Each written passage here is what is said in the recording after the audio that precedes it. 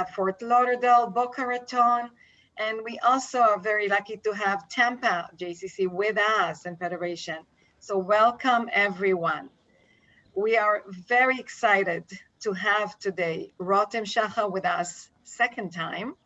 The first one was to Jaffa, and today we're actually going to Jerusalem.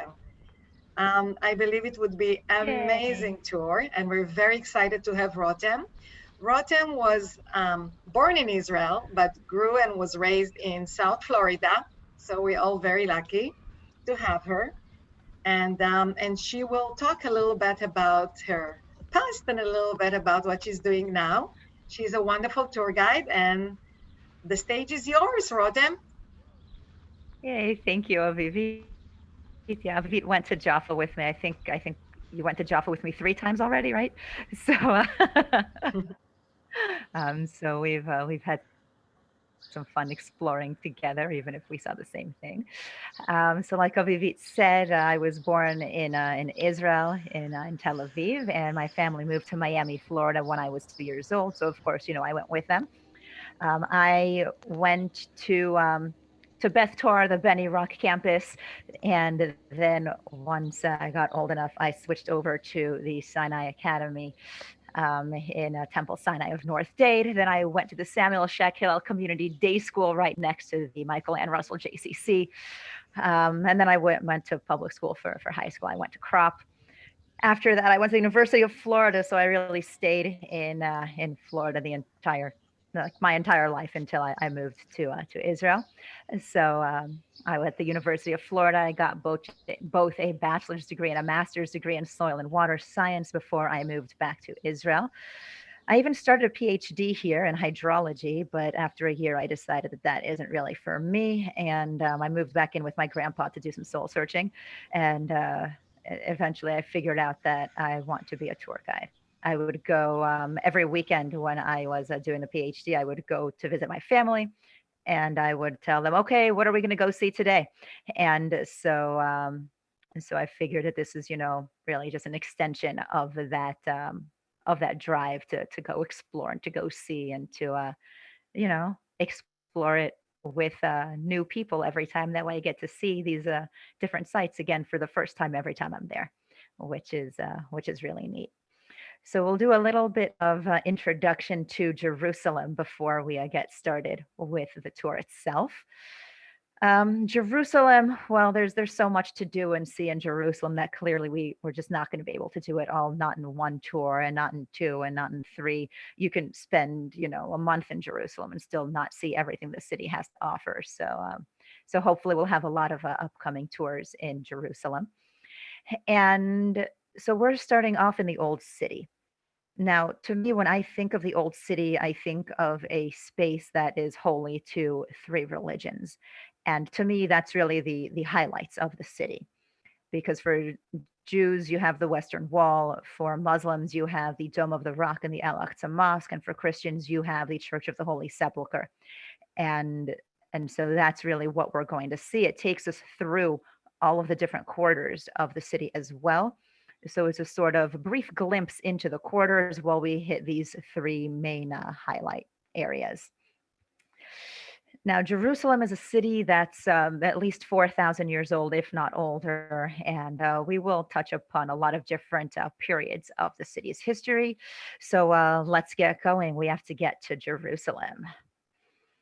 So in order to get to Jerusalem, I had to wake up really early because in order to get up to the Temple Mount, they have very specific hours.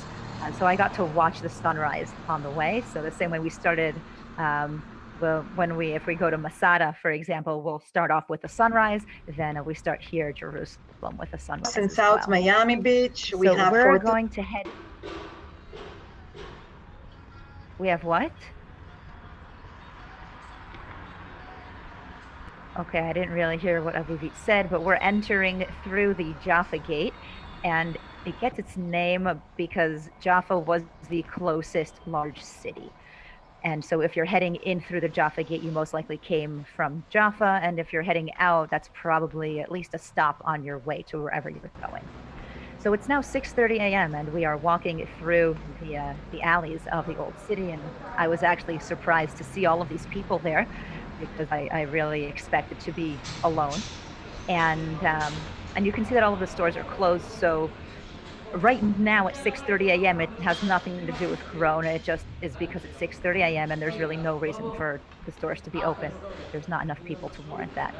Now, everything that we're seeing in the old city today is effectively from the time period of the Ottoman Empire. We talked about them when we were in Jaffa, and so we're continuing on that trend today because the Ottomans, specifically Suleiman the Great or Suleiman the Magnificent, he's the one who really made the old city look the way it does today with the walls of the old city around it. Now, here we have a vending machine that distributes books. If you know of another one of these anywhere around the world, I would love to know because this is the only one I know of, and I think it's an amazing concept. It's way better than dispensing junk food. I think everyone should be buying books from vending machines. So, our first stop on our journey would be the Western Wall. And so we have just entered the official Western Wall Plaza.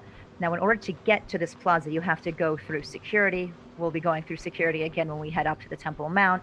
It's very similar to the airport security where you put your bags through a scanner, you walk through the metal detector, and then you can take all of your things, except this is better because you don't have to take off your shoes. So let's start off with the Western Wall. What exactly is the Western Wall and why is it here and why is it so important? So this story goes back thousands of years ago, about 4,000 of them exactly. And it goes back, well, it actually goes back further than that because the mountain that we are not seeing right now is called Mount Moriah. And we'll get to the mountain in just a moment, but the rock of Mount Moriah is also considered to be the foundation stone. It's considered to be where the world was created from. So Mount Moriah gets a significance because this is where Abraham almost sacrifices Isaac. And that's what we're able to see here in the picture. We can see Abraham with his son Isaac getting ready to sacrifice him. And we see the angel Gabriel coming to him and telling him, okay, we get it. You're serious about this monotheism thing. It's not just a trend, not a fad. If you're willing to sacrifice your son, then you're serious. This can be seen as, because Abraham is tested quite a few times by God to see if Abraham is really a monotheist. The video is working. There's just no moving parts to it right now. And so Abraham is really being tested by God. And so his first test is, of course, God says, Lech Lecha. And he tells Abraham, go to a land that I will show you. And so he goes without knowing where he's going or where he'll end up. And sorry. And he doesn't know where he's going and where he'll end up, but he goes and God takes him to Israel, which is the promised land. And while he's here, Abraham has a few more tests to go through, which culminate up here on Mount Moriah. And so God understands that Abraham is really serious and that he doesn't have to sacrifice Isaac. He can sacrifice the ram instead. So this is also the site on which King Solomon built his temple, which is what we are looking at right now, or at least a depiction of it, because we're not 100% sure what King Solomon's temple actually looked like. The first pictures and descriptions of it are really from, hundreds of years later, way after it was destroyed. And King Solomon's temple was destroyed in the year 586 BCE. It was destroyed by the Babylonians with their conquest of the area. Luckily for us, only 70 years go by and we're allowed to rebuild. And so this brings us to the time period of the Second Temple. Now, the Second Temple was actually rebuilt a few times, and the version that we normally talk about or refer to when we're talking about the Second Temple is King Herod's temple. But King Herod is actually the fourth version, but it's the one we always talk about, so let's take a look. We can compare King Solomon's temple. We see it on the left-hand side, and King Herod's temple, of course, on the right. King Solomon's temple was small enough to fit just at the top of Mount Moriah very nicely, whereas King Herod's temple, you can see how much larger it is than King Solomon's. And this is just the temple itself. King Herod had a sort of inferiority complex, let's say, and he said, anything you can do, I can do better. And so he builds. And so now we can really see the entire complex that King Herod built. So we can see here the temple in the middle, but King Herod actually built this entire structure. And so in order to build this entire thing, well, Mount Moriah just wasn't big enough to build it. So what he does is he basically puts a box around Mount Moriah, and on the top of the box is where he places the temple. And so that's really what it is that we're looking at to see the entire complex here. And so when we talk about the Western Wall, we are actually talking about this small section right here of the wall. And it was just a support structure. It was part of the retaining wall of the top platform, or as we say, the top of the box, on top of which King Herod had built his temple.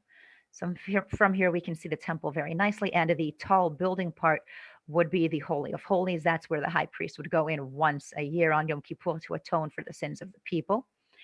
And one of the reasons that the Western Wall is so important is not because it's a Western Wall of this structure, but because it's the Western retaining wall. And the Western retaining wall is the closest wall to the Holy of Holies up on the Temple Mount. So that's part of where the wall gets its significance. Now, the temple, of course, King Herod's temple was destroyed in the year 70 by the Romans. And then that effectively brings us to what we have up there today. We have the Dome of the Rock. And so we have a foundation stone on top of which Abraham almost sacrifices Isaac, on top of which King Solomon builds his temple, on top of which King Herod builds his temple and the other second temples that came before it, on top of which the Dome of the Rock is built. I feel like I just sang Chad Gadya.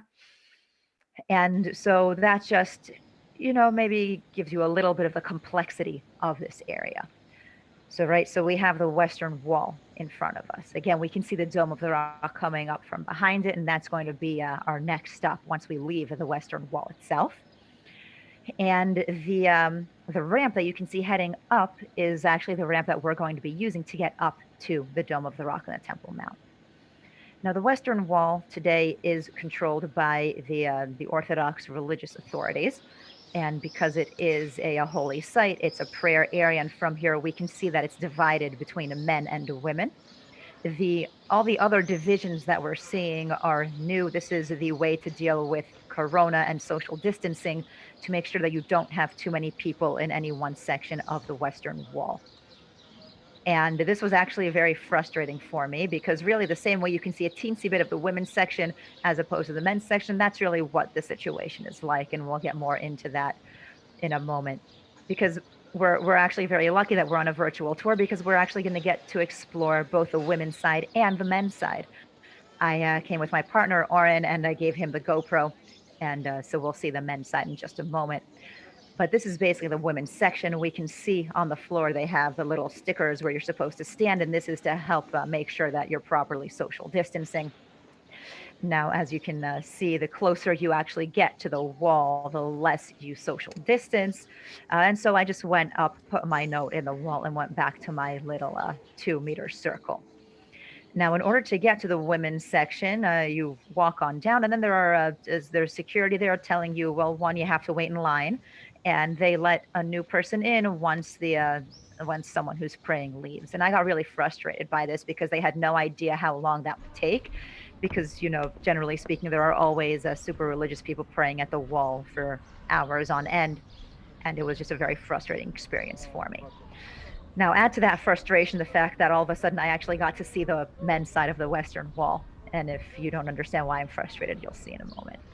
So we're exploring the men's section now. When Oren went in, he wasn't told by anyone where to go or what to do. He could just walk in and explore freely, as opposed to the women's section. But we're up here at the Western Wall, and when you look up, it's really a neat optical illusion because it does not look like the building is about to collapse on you. This is actually what makes New York City so terrifying. When you look up, it looks like the buildings are caving in. And 2,000 years ago, King Herod built in such a way that doesn't happen. Every row of bricks is offset a teensy bit inward to make sure that you don't get that feeling. So if you didn't know that there's an inside section to the men's section of the Western Wall, here it is. And it's a huge complex. both vertically and horizontally. You can see how far back it goes. It's at least as large as the outdoor section, if not larger. There are multiple bookshelves where, yes, you can go and take a book. I know in the States that now in some synagogues you have to bring your own prayer book if you want to use one. Here you can just take one off the shelf at your own will. And you can see all the arcs for the Torah scrolls. There's a lot of bar mitzvahs that take place here. Up on our right left-hand side is the women's section. So even though there is an indoor women's section, it's separate from the women's section of the outdoors. And of course, it doesn't actually have access to the western wall, the indoor section. Now, it's not just this hallway, there are other side rooms going on. You can see that there are clocks everywhere. Or, and I joke that this is because, you know, you schedule with your wife at what time you need to meet, but men can't actually be trusted to actually check their phones. So they just put clocks up everywhere to keep peace within the family. Now, the archways that we keep looking up at are actually what is supporting the Muslim quarter above our heads. So when we go on the tunnel tour of the Western Wall, it's not actual tunnels underground. It just feels like tunnels because you're underneath the Muslim quarter, even though you're actually above ground level, if that makes any sense. So we're at the ground level of the Western Wall. Above us is the ground level of the Muslim quarter. And it was built by the Mamluks in the 1300s or so because they were a Muslim rule and they got tired of heading up to the Temple Mount so many times a day because Muslims pray 5 times a day.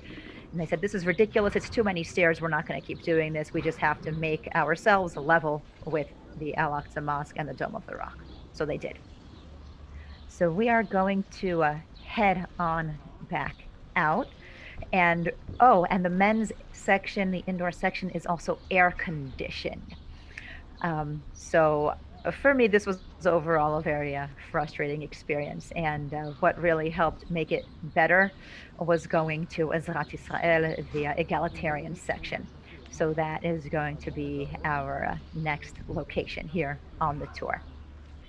Now, the egalitarian section is a place of a lot of controversy, at least within the Jewish religion itself, because there's, of course, for the Orthodox Jewry who's controlling the Western Wall Plaza, they don't really see a need to connect the egalitarian section to the official prayer complex, whereas in the States, you know, the majority isn't Orthodox. And so in the States, of course, the opinion is generally that, of course, it has to be connected. Why shouldn't we be a part of the official Western Wall Plaza?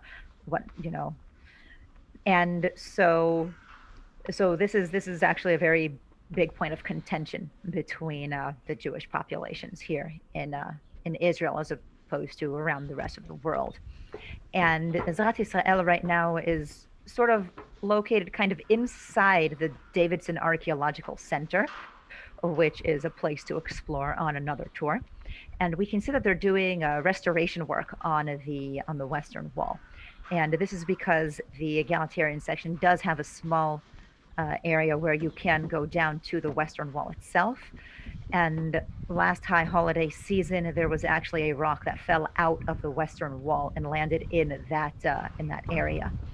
And no one was hurt, but you know they decided that they're just going to close the area off and do a lot of restoration work to make sure that all of the rest of the wall is sturdy and stable before they reopen it.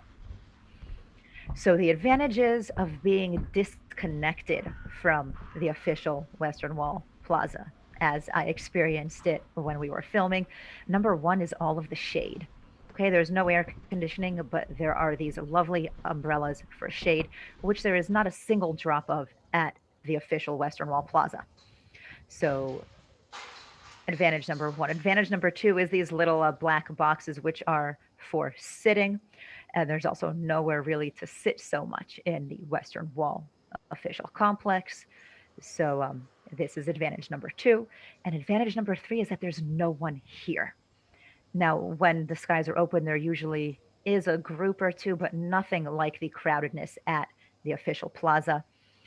And I think that's an advantage.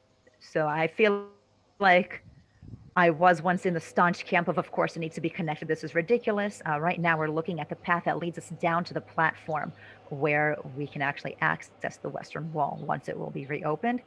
But my experience when I was filming last week tilted me a little bit, at least towards the side of, maybe maybe I'll give it a second thought before wanting to connect it. So that's the platform we can access the Western Wall from whenever we can, whenever they reopen it. And below us, what we're seeing is the Herodian Street. It's a part of the archaeological excavations of the Davidson Center. And this is where a lot of the bar and bat mitzvahs take place. If you're not Orthodox, you'll most likely not be doing it at the official plaza, but either here on the platform of Ezrat Israel or directly below us on the Herodian Street in the archaeological excavations. And so it's still a very meaningful service, and it's also really nice because generally it's only the bar and bat mitzvah groups that are there. So from here, we can see some of the trees up on the Temple Mount, and that's our next stop. Usually there's a line of about an hour to get up to the Temple Mount sometimes, but because there's no one here, we just went right in through security and up the wooden bridge that we were seeing earlier. And the entire story of the old city is actually really fascinating because during the Independence War, the city of Jerusalem is split. The western side of Jerusalem is in Israel, and the eastern side, including the old city, is in Jordan. And in 1967, during the Six-Day War, Israel conquers quite a lot of land: the Sinai Peninsula, the Gaza Strip, the West Bank, including Jerusalem and the Old City, and the Golan Heights. And when we do, the soldiers go down to pray at the Western Wall, and control of the Temple Mount is handed over to the Waqf, which would be the Muslim religious authorities, because it's their buildings that are up here. So the government felt that, as a gesture of good faith, that they should really be the ones in charge of what goes on up here. And what we're looking at right now are some of the archaeological remains that we've found up here. And this is about all the archaeology that we can see, because the Waqf has decided that they don't want archaeological excavations at all happening up on the Temple Mount. They say it's disruptive to the prayers that go on 5 times a day, and it's very disruptive as a holy site. And so they don't want any archaeology going on. Now, this is, it's their decision. They're the ones in charge, so we abide by it. But there's a lot of things that we question because, like these capitals, for example, that we're looking at now, as far as we're aware, capitals like these show us that this was a Byzantine site at some point, except that as far as we're aware, historically speaking, the Byzantines didn't really build up here.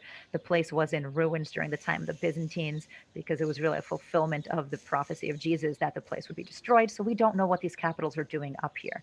And without the archaeology, we just will never know.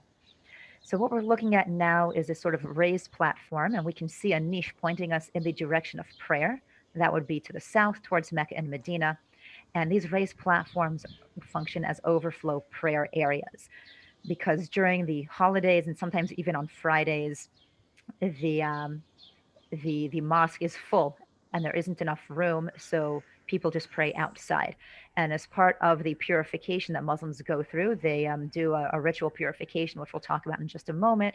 But they also put out the rugs that they pray on to separate between them and the floor that everyone's been walking on. So this is another level of separation between the ordinary street and a sort of higher elevation to put you in the mindset and put you in the pure setting for prayer. And of course, we can see the Dome of the Rock coming up behind the trees. And so we'll be getting there in just a few moments. Now, as we continue to the mosque, we can see that there's a small group of women adjacent to the wall of the mosque. And this is a sort of study group. The same way in Judaism, you study the Torah or you study the Talmud or the Mishnah, you break out into small groups. They do the same with the Quran here in Islam. And so usually the place is just lined of different groups of women. But when we filmed, there was just that one group. So now we can see the mosque from the front, and directly next to us, we can see this is where the ritual purifications take place. And so, what do Muslims need to do before they go into the mosque? Well, one, they'll sit. This is where the men do their purification. The women have another area, which we'll see in just a moment. So, the men will sit in these little stools. They'll open the faucet and they take off their shoes and socks. They rinse off their feet up to their ankles. They wash their hands up to their elbows, and they wash their face. This includes rinsing out your mouth, your nostrils, and your ears as well. It's really to make sure that everything about you is pure, especially where you'll be praying from, where you'll be hearing the prayer and seeing it. And so it really helps you get your intentions together in order to head into the mosque and pray. And so this is where the women do their purification. You can see it's much simpler. It's much more natural. You can see with the olive trees, and they even have soap out in case you need it. So now we can see the mosque in its entirety. Today there are 7 archways, and during its glory days, we'll say, when it was much larger, there were 14 archways. So it was twice as big as it is today. Now, when the Muslims took control of this area in the year 638, the Caliph Omar asked to be taken to the holy sites. So he's taken to the Church of the Holy Sepulchre, which we'll get to soon, and he's also brought up here to the Temple Mount. And already then he builds a wooden mosque. And of course, we have no proof of this because, well, one, it's wooden. So if there might not be remains of it because 1,500, let's say, years is quite a long time for wood to last. And even if there are remains, there's no archaeology allowed, so we're not going to be finding it anytime soon. The first time we have a documented mosque up here is in the early 700s. And when the Crusaders were up here, they actually thought that this mosque was King Solomon's palace. So they called it King Solomon's Palace. And they thought that the Dome of the Rock was King Solomon's temple. And so the Crusaders really, they saw buildings. They said, this must be where this took place. And, just named things with names that just have absolutely nothing to do with the structures that we're seeing. If you know of the Tower of David Museum, it's the same scenario. The Crusaders gave it the name, and we know that the city of David is not anywhere near there. So now we're seeing one of the doorways, one of the entrances to the mosque, and we can see the numbered cubbies. This is where they put their shoes, because we said they wash their feet, then they'll put their shoes back on, I guess, to make the walk to the mosque, and then you take your shoes off before you enter the mosque. So they're numbered because there's just so many different cubbies that, to make sure you can find your shoes again. So from the mosque, of course, we're going to head up to the Dome of the Rock. And the Dome of the Rock to me is a fascinating building. We said it's built on top of Mount Moriah, which is the foundation stone, which is where Abraham almost sacrifices Isaac, which is where King Solomon built his temple, which is where the second temple is built multiple times before King Herod's temple. And then we eventually make it to the Dome of the Rock, which is here today. And so what was the purpose of this building and why was it even built here? So in the 680s and 690s, not long after the Muslims conquered the area and Islam becomes the major religion here, the ruler of Mecca and Medina is not the ruler of this area. And these two rulers are not getting along so well. So much so that, well, if you're living in Jerusalem or in this region, you're not allowed into Mecca and Medina. And this becomes a problem because one of the 5 pillars or 5 tenets of the Islamic faith are pilgrimage to Mecca and Medina once in your life. And all of a sudden, you have this group of Muslims that cannot fulfill this obligation. And so the leadership here has to come up with an alternative. And they say, okay, well, we can't go to Mecca and Medina, but we do have a pretty important site here. We have the site at which Muhammad comes to on his night journey and ascends to the heavens to debate with God the number of times Muslims have to pray. God wants Muslims to pray 50 times a day, and Abraham and Muhammad talks him down to 5 times a day, which is very similar to the story of Sodom and Gomorrah, where God wants 100 righteous people in order to not destroy the city, and Abraham talks him down to 10. And right, this is where we get our minion from, our quorum of Jews that you need in order to say all of the prayers. It's from Abraham's bargaining skills to get God down to 10 righteous people. And so Muhammad does something very similar here at this site. He ascends to the heavens to argue with God, and he's able to talk God down to 5 times of prayer a day. And so, even though it's not Mecca or Medina, it is the third holiest site to Muslims. And so the leadership here decides to build a monumental shrine as a sort of, okay, well, you can't go to Mecca and Medina, but that's okay. We've got an alternative right here. Now, historians also believe that there was some competition going on between the Church of the Holy Sepulchre and the Dome of the Rock. The same way that in Israel, Hanukkah, not so much a big deal. Technically, I mean, we call it a holiday, but according to like Jewish laws, it's not technically a holiday. It's a day of celebration, but doesn't quite fit into the holiday category.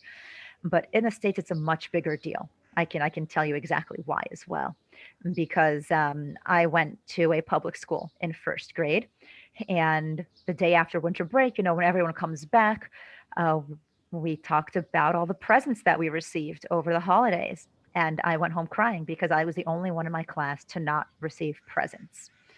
And so, one, my parents sent me to the Jacobson Sinai Academy at Temple Sinai of North Dade for second grade.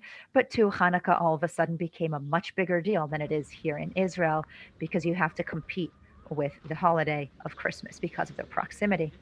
And so, because we're here in the Old City, the Church of the Holy Sepulchre is not so far from the Al Aqsa Mosque and the Dome of the Rock. And they felt that Muslims need some sort of shrine or building in order to really compete with a grand church that we have in here.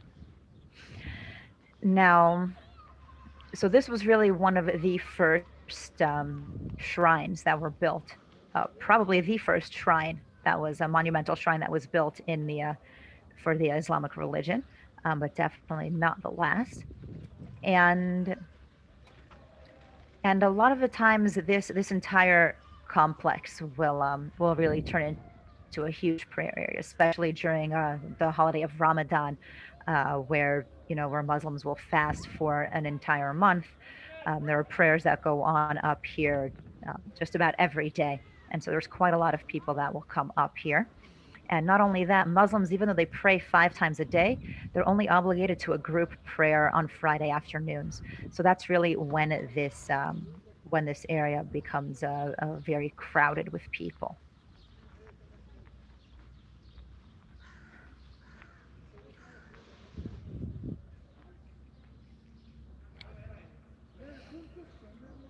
Okay, so we can also see that there is a smaller dome right behind the large golden dome of the Dome of the Rock.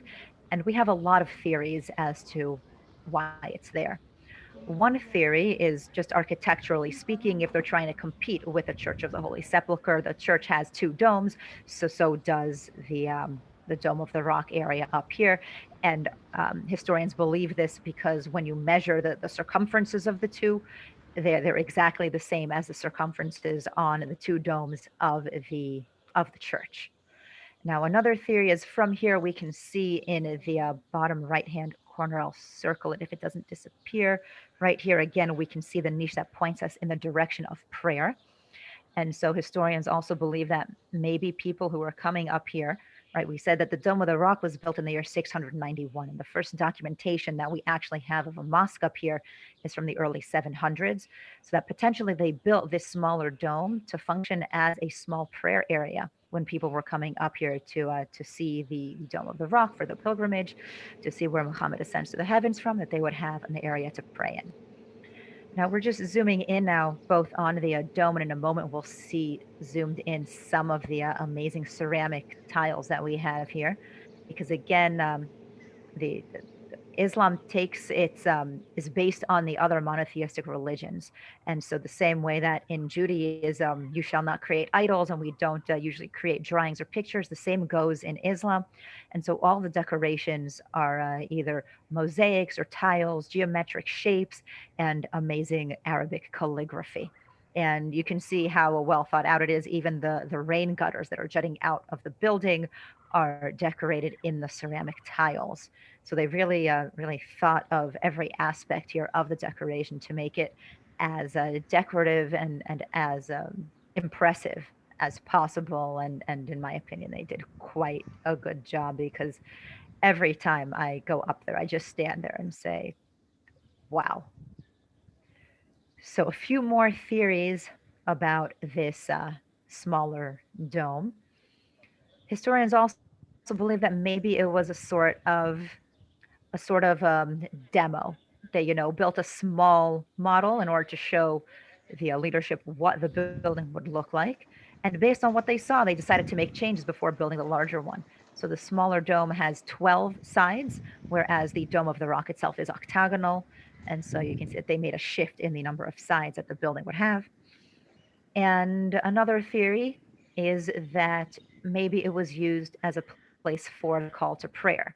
And this goes along with the fact that there's the niche showing you the direction of prayer, because the acoustics under this dome are actually incredibly good.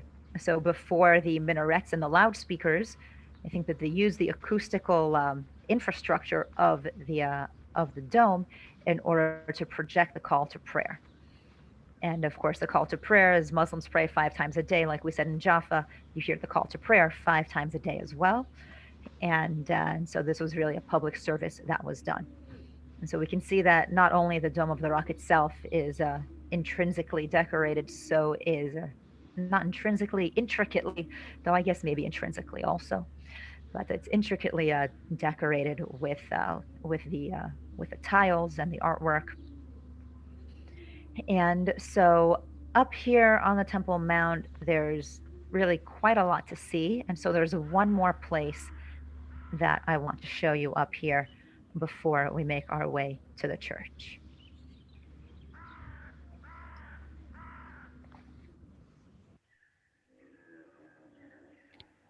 Okay, so this is known as the Gate of Mercy or the Golden Gate. And if archaeologists are correct, they believe that this is also standing on the basis, at least, of the Shushan Gate, which was one of the gates leading into the Temple Mount during the time of King Herod. And if they're right, then this is really one of the oldest gate structures that we have in this area. Now, there are a bunch of different stories as to when it was created. And like we said, archaeologically speaking, we're not going to know unless the Waqf changes its mind about archaeological excavations. Today, most historians and archaeologists, because of the infrastructure and the building style and techniques, they date it to the 7 to 900s, though, they're not really sure when. But actually, the story I want to tell you here is a story from the time of the Byzantines, because there are also archaeologists that'll date it back further to the time of the Byzantine Empire. Now, the Byzantines, when they were doing their battles, they would bring the cross to each battle because it functioned as a sort of good luck charm, we can say. Any place that the cross was, that battle was won. And except that one day, it didn't quite go as planned. And not only did they not win at the battle, but the cross was also taken from them. And so they had to go back and recover it. Luckily, they were having a good day and they were able to get the cross back. And in order to celebrate the fact that they were able to accomplish such a monumental feat, they built a new celebratory gate in order to bring the cross back into the old city. And so there are archaeologists that believe that this is the gate through which that procession took place. Today, it also functions as a mosque, so we can see, of course, the shoes right outside the door, because the Muslims take off their shoes when they head in to pray. And so there's an entrance when you go down the stairs. There's also an entrance from the back part of the gate. We actually tried to go back there to film, not realizing that there was an entrance up there, and that we got yelled at by the security people up there saying that we can't go there. Oh, so one other fun fact about getting yelled at by security people. We didn't actually get yelled at, but we have a tripod that Or and I film with in order to, get steady footage. And we're going through the security to get up to the Temple Mount. They said, you can't take the tripod up. I'm like, what? Why not? And apparently people up here are very sensitive to anything that even remotely resembles news or the press. And so a tripod is deemed too serious of equipment to use up on the Temple Mount. So no tripod was used. So we're heading out of the Temple Mount and into the alleyways again of the old city. We can see that things have started to open. And really what is open is a function of the clientele. Because of course, if your clientele base is mostly tourists, right now we're not letting anyone into Israel that isn't an Israeli citizen. So tourism is, non-existent. And those stores had no reason to reopen right now. But if your clientele base is predominantly local, and I say local because there are at least 40,000 people that live inside the old city, And so locals still need, to get a haircut once in a while, for example, or they need their electronic equipment or clothing. And so if your clientele base is mostly predominantly a local clientele base, then it's worth it to you to open, because you will have the customers, maybe not as many as you were having before, but you'll still have a customer base to work with. So you can see the spice shops are open, nuts are going well. This is how you deliver things in the old city. A regular delivery vehicle, or any vehicle for that matter, really doesn't so much fit in the old city. So they have other ways of delivering things. Restaurants, you can see, are open as well. And we walked through the Jewish quarter, we walked through a good section of the Muslim quarter as well, and now we're in the Christian quarter, heading into the Church of the Holy Sepulchre. So when I got here, I was so overwhelmed by our day of filming that I actually literally started crying, because there's just no one here. And it just made me so sad to see a place that's usually, I mean, you're hard pressed to find a place to stand with your group. The courtyard here is so crowded, and it was just absolutely empty that I started crying. But this would be the Church of the Holy Sepulchre. It was actually one of the first churches to be built in the world. And it was built by a woman named Helena. Now, who is this Helena? Well, we've got the Emperor Constantine, and he's the emperor of the Roman Empire until he decides to take Christianity not only upon himself, but also upon the entire empire as the new official religion of the empire. He chooses a new capital, and there you have it. We have the Byzantine Empire. This is one of the reasons that a lot of times it's a time period that's grouped together, the Roman Byzantine time period, because their archaeology a lot of the times is, if not identical, then very similar, and it's hard to tell apart without other contextual clues. Now, this we know is a church because of everything we're about to see inside. And so we know it's from the time of the Byzantines. And so once Constantine has decided that Christianity is going to be the official religion, he sends his mom to find the holy sites, because you can't have a religion without holy sites. And so she finds here the Golgotha, which literally means skull. It's the hill on top of which Jesus was crucified. And so we're going to head into the church in order to see that. Now, the doors that we're heading into are actually from the time of the Crusades, because the Crusaders went and completely remodeled the church in order to celebrate their 50th year in rule here in the Holy Land. So even though there are still a few Byzantine remains in the church, the church today that we see is predominantly from the time of the Crusades. And the Crusaders were here from the year 1099 until the year 1299. So the church of today is effectively from the year 1149. So the first thing you do when you walk in the church is you make a right-hand turn, and we just hike up these very inconvenient stairs. And this is in order to head up to the top of the Golgotha. The same way that we said that King Herod put Mount Moriah inside a box, the Crusaders did the same thing to the Golgotha. So they built a box around the Golgotha in order to create this platform on top of which they could hold prayers and services. So what exactly do we have up here? We have a few different areas of the church. The church is actually controlled by 6 different denominations of Christianity. So right now we're in the Franciscan or Catholic area, and we've just moved into the Greek Orthodox area. And you can see that they're very stylistically different. The Greek Orthodox decorate things with oil lamps and icons, and that would be all of the colorful images, whereas the Catholic section that we're looking at is much darker and full of mosaics.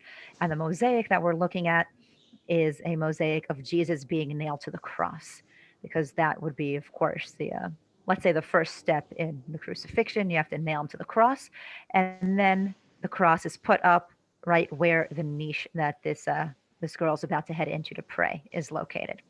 And you can see on either sides of this niche there is a glass casing, and you can see the rocks that are in it, and that would be the bedrock. That would be the Golgotha hill. And so we just zoomed in on it now. And the niche that people go and kneel and pray in is where there's a hole where the cross itself was put up. Usually there's a line to be able to kneel down and say a prayer there. It usually takes about half an hour. Today, of course, it was a free flowing line. We're looking at a sculpture now of the Virgin Mary because once Jesus was crucified, he was then taken down into his mother's arms before he was taken down to be prepared for burial. And so that would be our next location.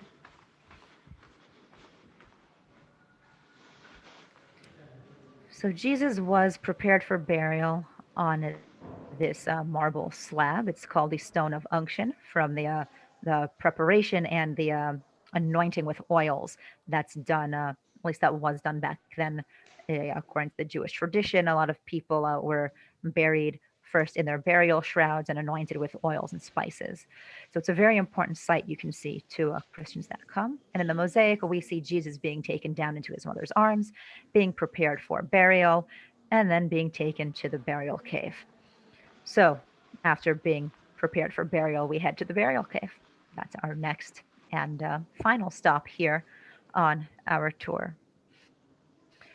Okay, doesn't look anything like a cave. And the same way we like to put things in boxes, apparently, here in the old city of Jerusalem. So the same way Mount Moriah was put in a box, and the same way the Golgotha was put in a box, so was the burial cave.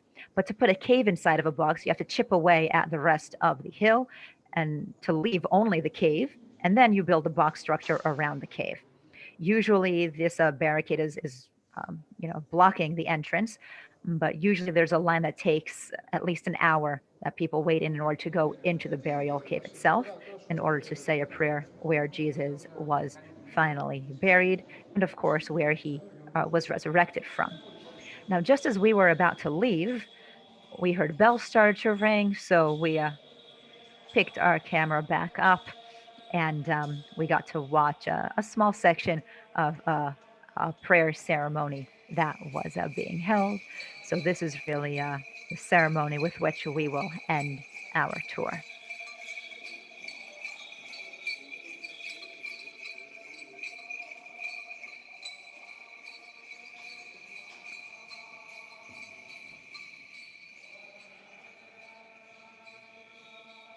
So thank you guys very much for coming with me to Jerusalem and seeing what I like to call the main highlights of the three major religions that we have in the old city. And so we have a question that Jews were not allowed onto the Temple Mount and the Dome of the Rock. So we're allowed to go up to the Temple Mount, but we're not allowed inside any of the buildings. Up until the 1990s, we were also allowed into the buildings, but then the Second Intifada broke out, and since then, non-Muslims just aren't allowed in any of the buildings. We have a question: how often are we having the tours? Well, I see that Aviv answered it. So if you guys didn't see it, we're having our next tour is going to be on August 6th. And you guys, again, like you decided we're heading to Jerusalem, you get to decide where we're going on August 6th. So hopefully you see the poll box. You need to choose one. Choose Masada, Caesarea, or Zichron Yaakov. Where would you like to go?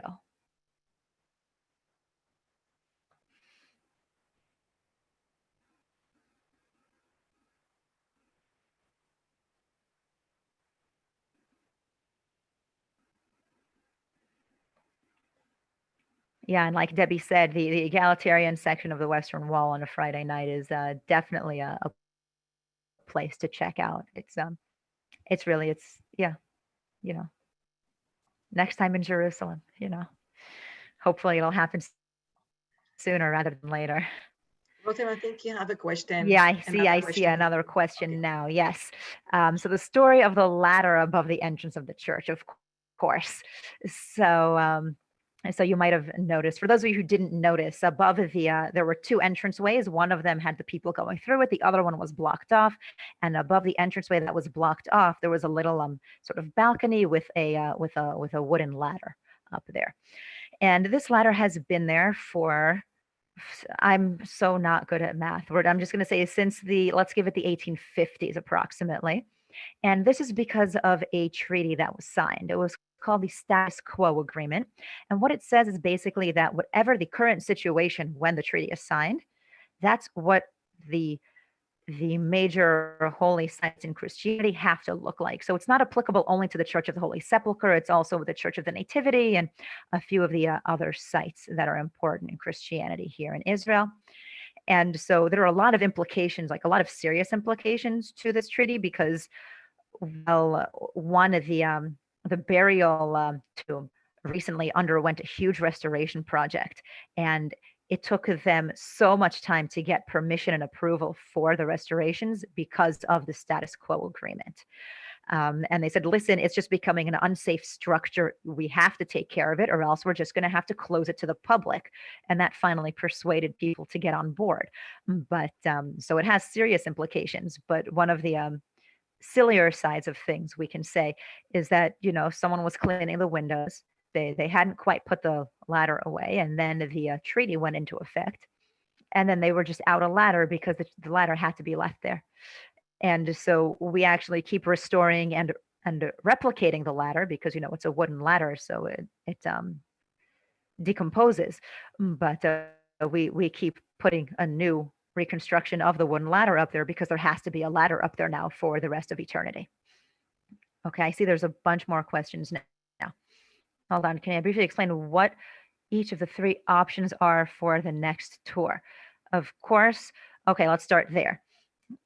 So Masada would be a site in the desert, which, let's summarize it to say we talk a lot about King Herod and a lot about the Great Revolt, which led to the destruction of King Herod's temple.